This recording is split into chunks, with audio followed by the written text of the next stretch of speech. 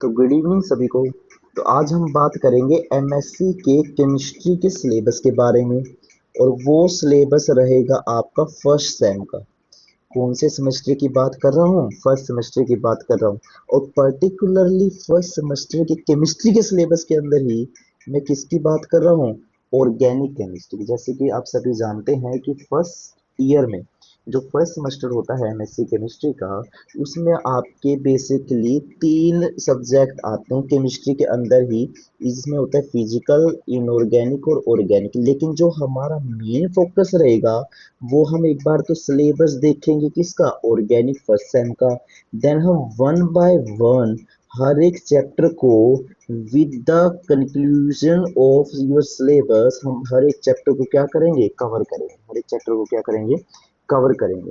अगर मैं सबसे पहले एग्जाम पैटर्न की बात करता हूँ कि सर ऑर्गेनिक केमिस्ट्री का पेपर कितने मार्क्स का आएगा, तो इसमें बेसिकली बच्चा आपके दो कैटेगरी होती हैं। एक होता है मेरा थ्योरी एग्जामिनेशन और एक होता है मेरा प्रैक्टिकल। कि भाई प्रैक्टिकल कितने मार्क्स का होगा, थ्योरी कितने मार्क्स का होगा। तो अगर आप सिलेबस को ध्यान से देखेंगे तो इसमें हमें मेंशन किया गया है कि जो इंटरनल मार्क्स है, जो इंटरनल जो टीचर्स आपके मार्क्स है वो लगाएंगे आपके 30 मार्क्स। टोटल मार्क्स कितने होंगे? 30। जिसमें आपका क्या क्या आ जाएगा? जिसमें आपका सेशनल आ जाएगा, जिसमें आपका यूनिट टेस्ट आ जाएगा, और 70 मार्क्स का 70 मार्क्स का आपका फाइनल एग्जाम रहेगा। ठीक है, अगर मैं 30 + 70 करता हूँ तो टोटल आपका 100 में से आपको मार्क्स दिए जाएंगे, जिसमें 30 आपके इंटरनल मार्क्स है और 70 आपके एग्जाम के टोटल मार्क्स है। तो प्रैक्टिकल की अगर मैं बात करूँ तो थ्योरी मैंने क्या बताया कि 70 मार्क्स का होगा। और हमारा जो इसमें इंटरनल मार्क्स कितने के होंगे सर? 30 के होंगे। तो टोटल कितने का बनेगा ये हमारा? 100 मार्क्स का बनेगा। क्या बनेगा हमारा? 100 मार्क्स का एग्जाम बनेगा। अगर मैं पेपर सेटर की बात करूँ कि पेपर आपको कैसे सेट करके दिया जाएगा एग्जामिनर के द्वारा, तो अगर मैं पेपर की बात करूँ तो इसमें टोटल आपके 9 क्वेश्चन होंगे। कितने होंगे बच्चा? आपके टोटल 9 क्वेश्चन होंगे। इसमें आपके ना 5 क्वेश्चंस होंगे, जैसे question number 1, question number 2, question number 3, question number 4 और क्वेश्चन नंबर 5। जो सेकंड क्वेश्चन आपका वो आएगा यूनिट 1 से। थर्ड क्वेश्चन आपका वो आएगा यूनिट 2 से। फोर्थ क्वेश्चन आएगा वो आपका यूनिट 3 से आएगा। फिफ्थ क्वेश्चन आपका यूनिट 4 से आएगा।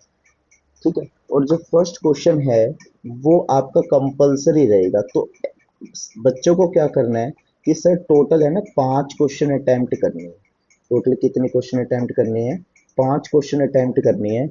सेकंड में 2 क्वेश्चन होंगे, थर्ड में 2 क्वेश्चन होंगे, फोर्थ में 2 क्वेश्चन होंगे, फिफ्थ में 2 क्वेश्चन होंगे। तो हर एक 2 क्वेश्चन में से आपको हर एक में एक एक क्वेश्चन सेलेक्ट करना है। तो सेकंड में से एक क्वेश्चन अटेम्प्ट हो गया, थर्ड में से एक अटेम्प्ट हो गया, फोर्थ में से एक अटेम्प्ट हो गया, फिफ्थ में से एक अटेम्प्ट हो गया। और कंपलसरी बच्चा आपको कंपलसरी ही है कि आपको कवर करना है और अटेम्प्ट करना है। कंपलसरी में आपका कंप्लीट सिलेबस के कंप्लीट कवरेज रहेगा किसका? एंटायर सिलेबस का। कोई डाउट? तो मैंने क्या बताया कि थ्योरी 100 मार्क्स की होगी, जिसमें 70 मार्क्स का आपका एग्जाम होगा, 30 मार्क्स का आपका क्या होगा? इंटरनल मार्क्स होंगे। फिर मैंने बताया कि एग्जाम पैटर्न क्या होगा। सर टोटल है ना 5 क्वेश्चन आएंगे। पहला क्वेश्चन कंपलसरी रहेगा, जो हर एक बच्चे को अटेम्प्ट करना ही करना है। कंपलसरी में है ना, जो आपका कंप्लीट सिलेबस है उसको कवर किया गया है। ठीक है। और सेकंड आपका यूनिट 1 से आएगा, थर्ड आपका यूनिट 4 से आएगा, फोर्थ क्वेश्चन आपका यूनिट 3 से आएगा, और फिफ्थ क्वेश्चन आपका यूनिट 4 से आएगा। ठीक है। आगे बात करता हूँ। सर अब मुझे ये बताओ कि सर चैप्टर कौन कौन से है। अगर मैं सबसे पहले ब्रेक डाउन करूं चैप्टर नंबर 1 को, तो वो आपका है रिएक्शन मैकेनिज्म और स्ट्रक्चर एंड रिएक्टिविटी। देखो कि भाई हमें पता है कि हमें एक रिएक्टेंट की रिएक्शन करवानी है किसी दूसरे रिएक्टेंट से और हमारा प्रोडक्ट बनेगा। तो लेफ्ट में जो लिखे जाते हैं उनको रिएक्टेंट बोलते हैं, राइट में जो लिखे जाते हैं उनको प्रोडक्ट बोलते हैं। तो भाई ए और बी आपस में रिएक्ट करके सी बना रहे हैं। तो भाई कौन से पाथ को वो फॉलो करेगा? तो जिस पाथ को वो फॉलो करता है, जिस एनर्जी को गेन करता है, एनर्जी को रिलीज करता है, वो सारी जो स्टडी होती है उसको हम पढ़ते हैं रिएक्शन मैकेनिज्म के अंदर। किसके अंदर पढ़ते हैं? रिएक्शन मैकेनिज्म के अंदर पढ़ते हैं।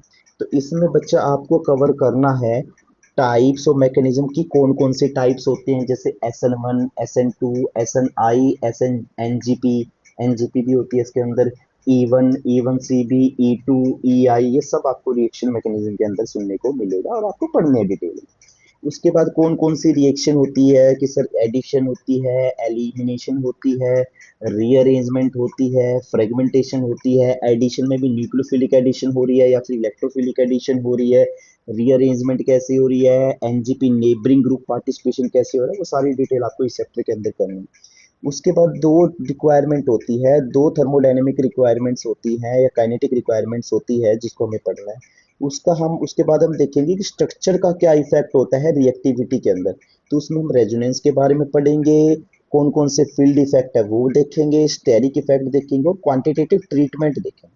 क्वांटिटेटिव ट्रीटमेंट में जैसे कि हम स्टेरिक का क्या इफेक्ट होगा रिएक्टिविटी में, ठीक है, इलेक्ट्रॉनिक इफेक्ट का क्या इफेक्ट होगा वो क्वांटिटेटिवली निकाल लेंगे, ठीक है, जिसमें आप हैमेट इक्वेशन के बारे में पढ़ेंगे कि भाई वो sigma substituent, rho substituent, steric factor, electronic factor वगैरह के बारे में देखेंगे, लीनियर फ्री एनर्जी रिलेशनशिप के बारे में देखेंगे, सब्स्टिट्यूएंट या रिएक्शन कांस्टेंट के बारे में देखेंगे, टेफ्ट इक्वेशन कैसे अच्छी होती है या फिर टेफ्ट इक्वेशन होती क्या है, ठीक है, काइनेटिक और थर्मोडायनेमिक कंट्रोल देखेंगे, हैमेड पोस्टुलेट क्या होते हैं, क्या प्रिंसिपल होता है, इसके एग्जांपल देखेंगे, कर्टिन हैमिट प्रिंसिपल देखेंगे, पोटेंशियल एनर्जी डायग्राम्स देखेंगे, ट्रांजिशन थ्योरी देखेंगे, ट्रांजिशन स्टेट देखेंगे, कौन कौन से इंटरमीडिएट बनते हैं, जैसे कि कार्बोकटायन बनता है, कार्बेनाइन बनता है, कार्बिन बनता है या नाइट्रीन बनता है, उनकी रिएक्टिविटी क्या है, उनकी स्टेबिलिटी क्या है, वो उसका स्ट्रक्चर क्या है, वो कैसे जनरेट होते हैं, कौन सी कंडीशन में जनरेट होते हैं,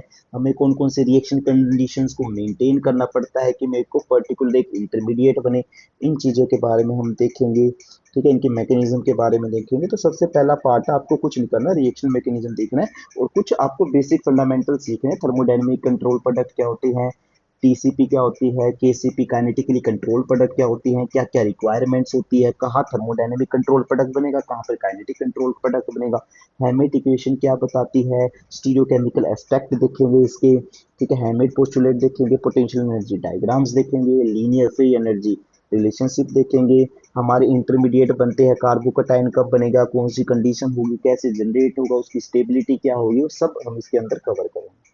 उसके बाद बच्चा हम सेकंड देखते हैं, mechanism of nucleophilic aliphatic substitution. जैसे कि नाम से पता चल रहा है कि न्यूक्लियोफाइल वो होती है सर जो इलेक्ट्रॉन रिच स्पीसीज होती है जो न्यूक्लियस की तरफ अट्रैक्शन शो करेगा। एलिफेटिक सर लंबी चेन होगी कार्बन की या फिर ब्रांच चेन हो सकती है कार्बन।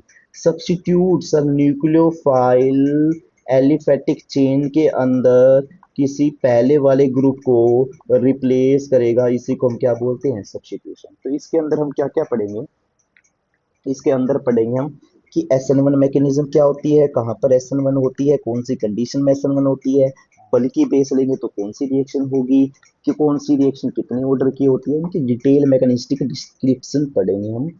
बाद में बच्चा इसके हम बॉर्डर लाइन मैकेनिज्म देखेंगे, बॉर्डर लाइन मैकेनिज्म देखेंगे।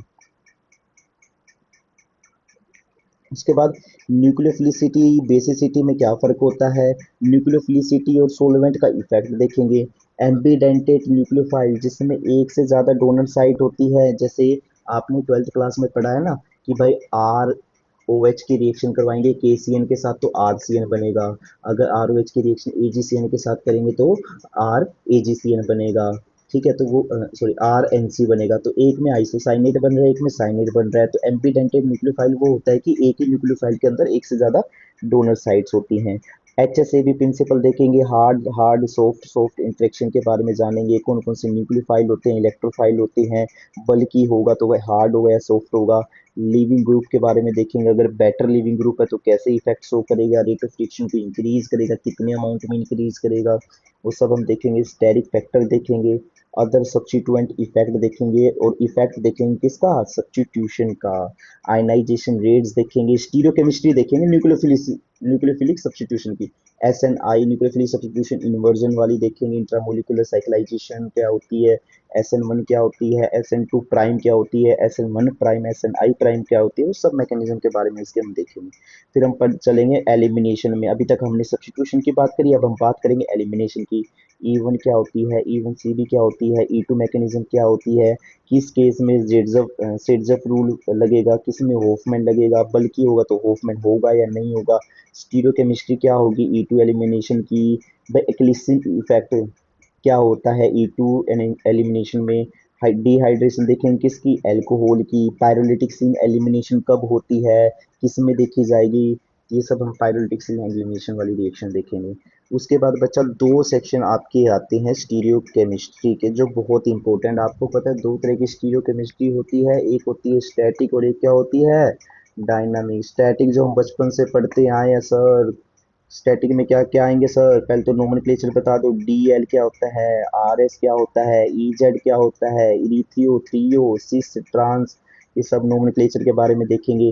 सर हम कैसे रिप्रेजेंट करते हैं किसी ऑर्गेनिक कंपाउंड के, तो रिप्रेजेंटेशन करने के भी काफ़ी तरीके होते हैं, जैसे तुम्हारा फिशर होता है, न्यूमन होता है, साहोर्स होता है, फ्लाइंग वेज होता है।